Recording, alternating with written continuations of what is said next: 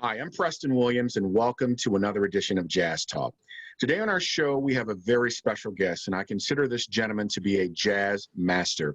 He has been on the scene for over 50 years and has worked with many greats from Gil Evans to Louis Armstrong, Max Roach, Art Blakey, Elvin Jones, and Randy Weston, to name a few. He is a saxophonist, composer, and educator. Please welcome to Jazz Talk, Mr. Billy Harper. Sir, how are you today? Fine, fine. How are you? Man, it's Hello, so everybody good. else. Yeah, so good to have you on. You know, Billy, you've been a big hero of mine, man, for many years, and I know your music, your background, but would like to know more about your humble beginnings and your early start. I understand that you're from Houston, Texas.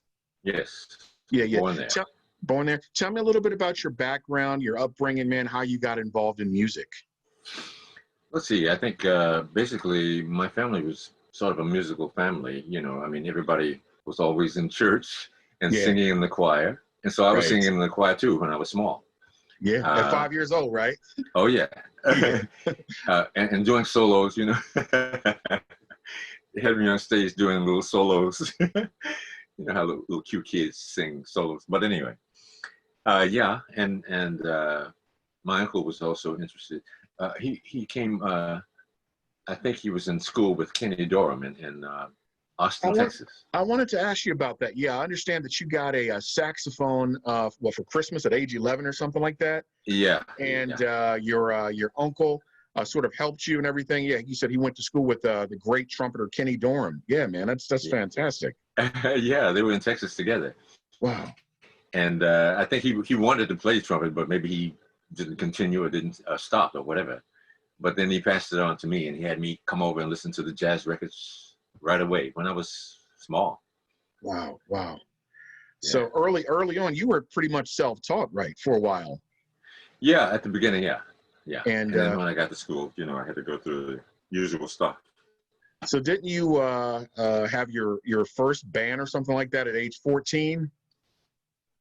13 or 14. 13? Okay. Yeah. Okay. Wow. So were you just like sort of playing in local bands with like your friends who were musicians? Oh, yeah. You know, I even before I played with my own group, I was playing the blues and rhythm and blues and stuff with professional guys, Oh, professional wow. blues guys. Okay. Yeah. Okay. Oh, that's fantastic. That's fantastic. Great. So you go to college. Now, I understand when you were in college, you were the only African-American person in the band. Yeah. And well, yeah, it was a big thing, you know. You know, during that time anyway, it was hard for anybody to integrate anything. Hmm. But the 1 o'clock band was the band. Nobody, you know, Right, will right, get right, into that. right, right, But right. anyway, I finally got in there, you know, as the first black to make the 1 o'clock band. Yeah. Wow, wow.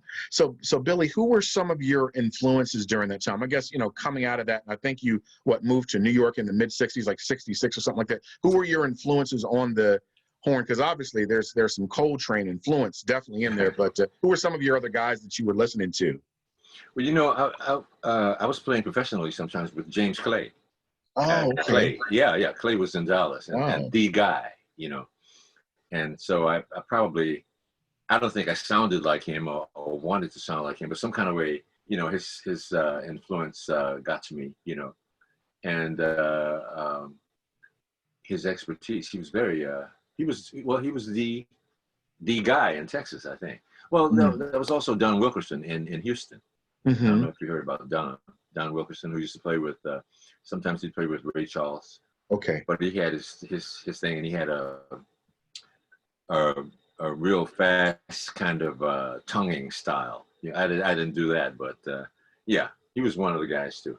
Okay. And So and Dickie Boy Lilly, I don't want to leave Becky him Boy out. Lily. Okay. Okay. Richard Lilly, yeah. Was Hank Crawford an influence on you? Not so much, but he was around, and his band was playing there a lot, and Hmm. I would hear them. So probably yes. Okay. Okay. Now, mid 60s, I guess 66, 67. Didn't you hook up with the late arranger Gil Evans? Oh yeah, What yeah. was it like playing? What was it like playing with Gil? Oh man, that was great. Yeah, when I got with Gil, Elvin Jones was on drums. Oh, So wow. yeah, so yeah, I was in heaven, you know. That's uh, incredible. yeah, really. But also Gil, you know, liked to play some of my compositions and so forth. So it Hmm. was great. I mean, he was quite an encouraging kind of person without even saying it. You know, just you know, he just felt that I could do it, and I did. So it was fine. That's Wonderful. incredible. Wow. Yeah. What a great arranger he was. You also played with Art Blakey in the Jazz Masters, man. What was it like playing with Art? Yes. Art, Art was a hard workman kind of person, you know, like, and that's the way he played drums like that too. He'd say, that's you. You got to be in there, you know. Right. Right. That Yeah, he sounds like direct him with the too. drums too, you know. Yeah, Yeah. yeah, just phenomenal. Art was yeah, Def Hard, and he had so many of the great players, or I guess were some of your friends, of course, Lee Morgan and Yeah. Wayne Shorter. Wayne Shorter, just a genius. All Yeah. that Yeah. great stuff that he wrote for Art Blakey, Weather Report, and Miles. Yes. And Yeah. but you also played, man. With the I understand that you played with Louis Armstrong on a recording, man. What was that like playing with Louis Armstrong? Wow. Well, you know, I think it was a matter of at the time I was with Thad Jones and Mel Lewis Big Band, and Yeah. so we were doing some stuff behind Louis Armstrong, and that's how I got involved with the Louis Armstrong thing, you Wow. know. Wow. What was Louis like, man? What type of a person was he? Oh, he was just very, very a jovial kind of easygoing, you know, no hard stuff, just loves to play, and he liked and encouraged young players that were like myself. Yeah, he was encouraging also. Wow, that's beautiful. That's beautiful. Yeah. Now, I wanted to ask you. You also played with the great visionary pianist Stanley Cowell, of course, who created Strata East with my man Charles Tolliver. What was it like Right. playing with Stanley? With Stanley, yo, it was great. Stanley seemed to be very lyrical and a lot of melodies. He seemed to come across a lot of melodies. It just he might play a solo, Hmm. and part of the solo would sound like that's a melody for a song. He should make that a melody. You know, Right, right, right. it was great. He was very lyrical. Yeah, Oh, wow, wow. yeah, I wanted yeah. to ask you, Billy, about your good friend, man, the late Lee Morgan, one of my favorite trumpeters, and still my favorite recording by him. He Search for the New Land. Okay, I yeah. love that one. But man, I saw you in the documentary. I Called Him Morgan, which was just a fantastic film, one of the best. I was so glad they had done something on Lee. But what type of a cat was Lee, man? Because like I said, I've heard a lot of stories about him, just how great a musician he was. But what was it like? I mean, you knew him well, and I guess you were on his recording the last session. What Yeah. was it like working with Lee? Oh, it was great. Always easy to work with. You know, he likes to uh, be busy on the stands. So you can be talking to the piano player, and then you come and talk to me, blah blah blah blah blah, and then you go talk to the piano player and talk to me, and then he's moving around all the time. You know, Wow. busy guy. But it was good. It was fun working with him. You know. And you were with him the night he lost his life, man. You talked a little bit about it in that documentary. I mean, I guess that messed everybody up. Yeah. I can't even believe it. I mean, by the way, and you probably have seen this, there's clear footage. If you go to shoutfactory.com, they actually have one of Lee's last performances on Soul. You guys are playing. And that song that you guys did called Angela, oh Oh man, yeah. I love that song. Oh yeah. And the band was just cooking. It was like, I guess it was maybe a few weeks before he lost his life, because I think it was it was like either January or February of '72. But that was a great performance. Now, we were just talking a little bit about Thad Jones and Mel Lewis. Man, what was it like working with Thad? Because I had Dee Dee Bridgewater on earlier this week.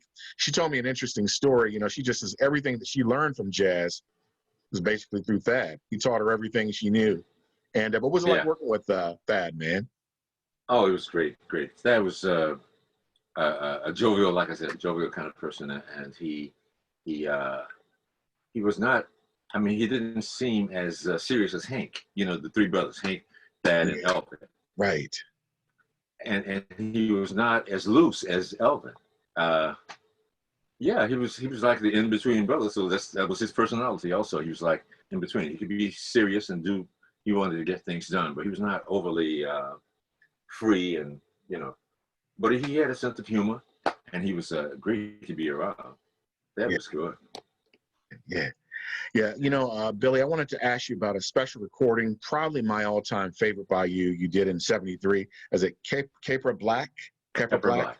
Yeah. Man, tell me about that. What was the story behind that recording, man? I mean, it's an incredible Well, recording, man. yeah. What's the story behind Well, well, Capra Black. Anyway, the title comes from Black Capricorn. it? So that's me. Yeah. Okay, January 17. Yeah. okay. And I was, I think I might have been in college when I was putting this together, thinking about how it was funny production. I was trying to think about, okay, how can I do this and use all the black keys on the piano? So I was Right. since it was Capra Black, I'm using all the black keys and trying to make it as Capra Black as possible, And yeah, it felt like the strong thing behind it was the rhythm, which felt more like an Elvin Jones kind of thing. Mm-hmm. And yeah, and I got the idea of putting the chorus to this kind of rhythm. Boom, boom, boom, boom, boom. Yeah. That's the kind of rhythm I like, and that feels like Elvin anyway. Yeah. It's a So great that's the way it came recording. around. The one of Yeah. just a masterful recording. I still listen to it this day. I mean, almost 50 years later. You also played with Max Roach, man. What was that like playing with Yeah. Max? Max was like Max was he's Capricorn and he also loved to be in control, Mm-hmm. I guess Mm-hmm. Capricorns, right? But he always sort of demonstrate what was happening also from the drums, like he'd instruct by the drums. But he liked, starting the drum off, bang, like that. And he loved fast tempos. Yeah. So it was good. It was good. It gets any young musician ready for everything, Yeah. And I was just lucky. Yeah. I had T.S. Monk on the other day, and he was just telling me some interesting Max Roach stories. He was just saying his dad, Monk called up two drummers. He called up Art Blakey. Art Blakey had a drum set delivered to the house, and he got those, I guess, lessons from Max Roach, but some interesting stories. Now, I also wanted to ask you, you also played with Randy Weston, one of my favorites, man. What was it like working with Randy? Yeah. Oh, it's great. And I still sometimes play with Randy. It was great. Like he had a sort of a spiritual, quiet, spiritual kind of an understanding of things. And he always related to, I think his father put him in a real heavy thing about Africa. So he was always sort of relating to that idea and expressing something that comes from Africa. It was good being around him all the time. Yeah. Yeah. Randy was very tall, taller than I am. 6'6", 6'7". Yeah, that brother's tall. Yeah. So he was like, yeah, Father Randy, Yeah. What a great cat. I also wanted to ask you now, I guess you hit the scene in the midst. Did you ever get a chance to see Coltrane's group when you came to New York in the '60s? Did you ever catch him with McCoy and Elvin and those cats live? Yeah, man. What was that experience like? Because I've heard people say, I had Joe Chambers, the drummer, on. He said the record is one thing. He said, but Preston, if you caught them live, he said it was an experience to behold, man. I'm telling you. Yeah. It's true. I mean, I was surprised too. He brought out a good point because when I heard them in person, I said, "Whoa, wait a minute!" I mean, it's a whole different thing, man. Elvin was like, I'd seen, pictures of them being on television or something, and I thought, wow, that's something. That's heavy. But in person, Elvin sounded like thunder. I mean, he could play soft also, but it was like, and it was just, fantastic thing, man. He set the tone for that. And I think McCoy probably wouldn't have gotten into some of his kind of style if it wasn't for Elvin, because they had rhythmic things together. It's Yeah. interesting you said that. Joe Chambers said something to me that no one's ever said before. He says, Preston, you know, most people think that Elvin Jones was driving that van. He said, no, it was McCoy Tyner who was driving it. He was driving Elvin. I'm like, really? I said, I've never heard anybody say that before. But I'm like, okay. You know, McCoy would build it up so that Elvin was going to have to. Well, Elvin played hard anyway, but McCoy would say boom, boom, boom, boom, boom, boom, boom, boom, boom, boom, boom, boom, pow. Yeah, You know, you had to be there. yeah, you definitely had to be there. Now, I wanted to Yeah. ask you about this band, the Cookers, that you've been a part of for many years, man. Tell us about that. What is the Cookers? How did who formed this group? Tell me a little bit about it, because you guys have been together as a unit for quite a while now. Yeah. Well, you know, I think let's see, the Cookers came from something that I think cooking, something that Lee was playing, I believe. Leaders, And that's so right. we I remember just, that. yeah. So we just said, well, let's name it the Cookers, and that's it. Just came around like that because everybody there wanted to play a harder style, sort of like like Blakey or something driving, Mm-hmm. and that's cooking. You know, Yeah. so so let's call us the Cookers. You know. Awesome. And Yeah. you actually just finished, I guess, doing some recording. I was talking to David, and I guess you've been in the middle for a while, a recording that you've been working on. And now, is that just your own personal stuff, or is this like a recording with the group, the Cookers? Yeah, it's with the group, with the Cookers, with the group, and some of my things are on it, but also David, you know. Wait, let me pause this for a second. Sure. Say, Eddie, I'm on an interview. I'll call you back. Okay. All right. Henderson I also is in the group. want to The talk. Oh Cookers. yeah, I know Eddie. I want to talk to you about him when we're done. A couple things I wanted to ask you. But listen, Yeah. man, you're also an educator, and you taught. I don't know if you're still teaching or teaching classes online at Rutgers. Tell us about that, man. How did you get involved in teaching at Rutgers? Yeah. No, actually, I taught at Rutgers, but I also teach a new school. So I'm Okay. presently at new school. Yeah. Uh-huh. And let's see, Reggie was there. Reggie Workman was there, and a lot of the players were there. They wanted people who really play out there Mm-hmm. in the world, professional world. So Mm-hmm. he called me in, and I joined and got on the new school list. Yeah. Yeah. Is that something that you enjoy doing? Do you like teaching? No, I didn't. I didn't. Really? Yeah, I really didn't. No, but new school is different. I like new school. Yeah. It's yeah. Uh, I don't see myself as a teacher there, so that's why it's easy. You know, I just share information. You know, and we play tunes that they can learn from, and that's okay. Yeah. Now, Billy, what do you like to do? What are some of your hobbies? You know, when you're not doing music and you just maybe at home relaxing, what do you like to do, or what do you listen to? Like if I came over to your crib right now and hung out with you, what artists or musicians are you listening to when you're just like home relaxing? You know, I think maybe it seems that I'm not listening to anybody in particular because I don't want to. I guess I don't want to. Maybe I'm thinking I don't want to be influenced by something else, so I just don't have the music on, Yeah. and then I go blank. And then when I'm jogging or something, I come up with new ideas myself, and I say, "Okay, this is good." You know? Yeah. Interesting. Now, I was also going to ask you, do you have any plans, I guess, once this COVID-19 is, I guess, over, or it's much better, do you have any plans to take maybe a band out? Because I know that you guys were at, if I'm not mistaken, I think you guys were at Keystone Corner recently in Baltimore. That's right around the corner for me. I know Todd very well. Oh yeah. But do you have your own actual band other than the Cookers that you plan to maybe check out and do Wait, some you touring with? froze. Can you see me? Can you hear me? Let's see. So I can't hear whatever else you're saying. I hope you hear me. Yeah, I can hear you But fine. you're Okay. okay. Now you're on. There you go. Yeah, I was just saying, do you plan on taking your own personal band out, maybe doing some touring? Are you writing something just for maybe a new group? Or Yeah. I plan to do. I'm still going to work with the Cookers, but yeah, I'll play something with my group also.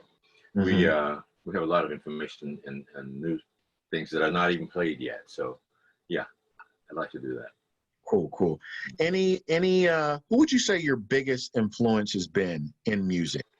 Over the course of your career, who's probably been the most influential, maybe musician, or maybe a couple of musicians who've really, Yeah, that's hard to say because when I first started, my uncle was having me listen to Sonny Rollins, and then and so I guess when I started, I might have been playing something like Sonny Rollins. I don't know, but I know I liked Train. Yeah. And yeah. Well, it's between those two, I guess. Yeah.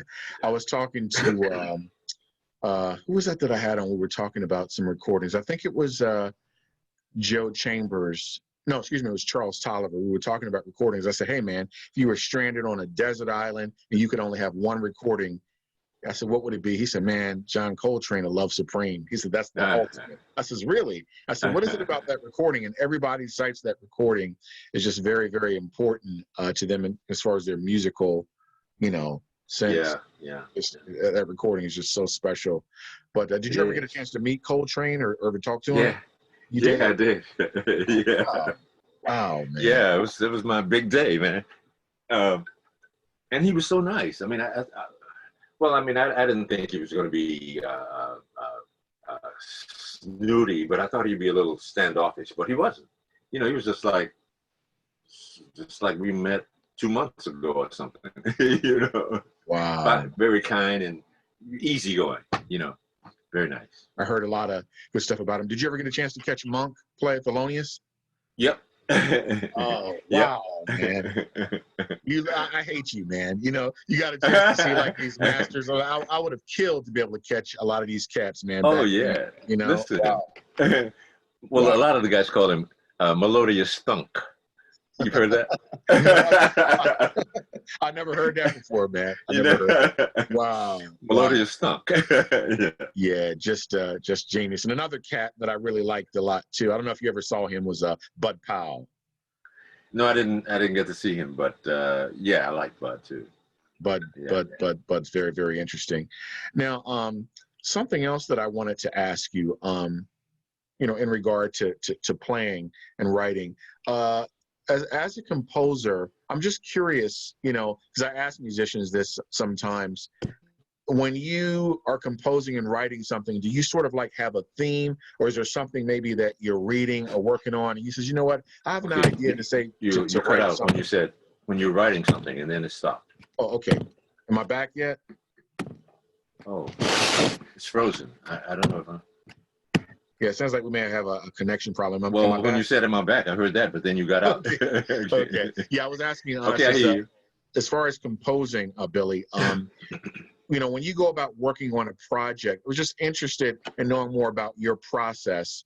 How you write or how you go about writing something. Is there like a particular theme that you have in mind? Say, for instance, if you like to travel, and or you say you're into astronomy, or you like looking at the stars or skies, and you have a theme and you write about that. What is your process as far as like writing material?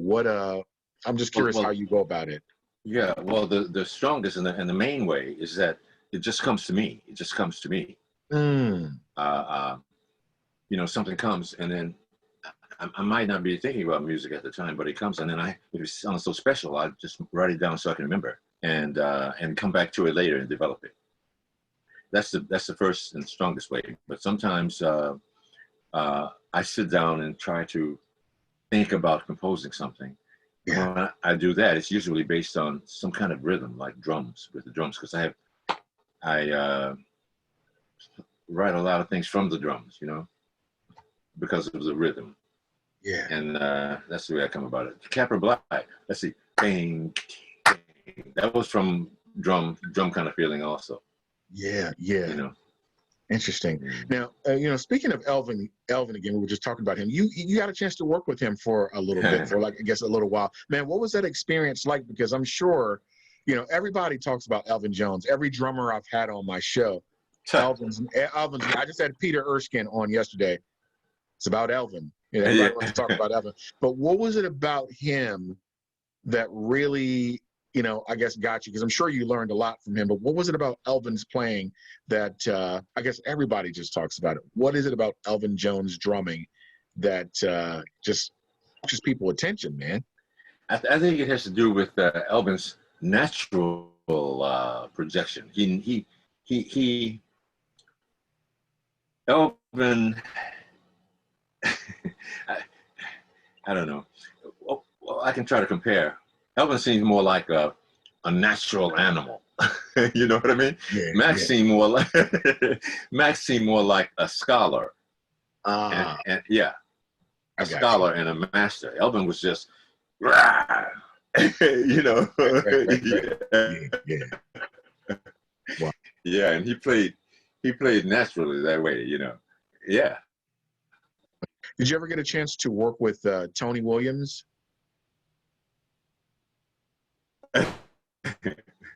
Did you ever get a chance to work with Tony Williams? Looks like you're freezing again. You still there? And I think I don't know, his music and the way he played drums seems to come from us because it felt strong and natural. And I think Tony played a little bit when I was with Gil, a little bit. Okay. Yeah. Yeah, looks like you're freezing. I think we have an internet connection problem. You like completely froze. Billy, you went out. Yeah, You're okay. back. Yeah, you went out. Yeah, we had a connection problem, but I heard what you said about Tony and working with Gil. Well, listen, man, I want to thank you so much for being on Jazz Talk. It has been an honor to have you on today. You're one of my favorites. I'm a big fan. And hang on, I'm about to close out the show. Well, you've heard it from the great Billy Harper. And as the saying goes, okay, if the Preston, thank you. It makes you move, it must be jazz. I'm Preston Williams with Jazz Talk signing off. Peace. Thank you, Preston.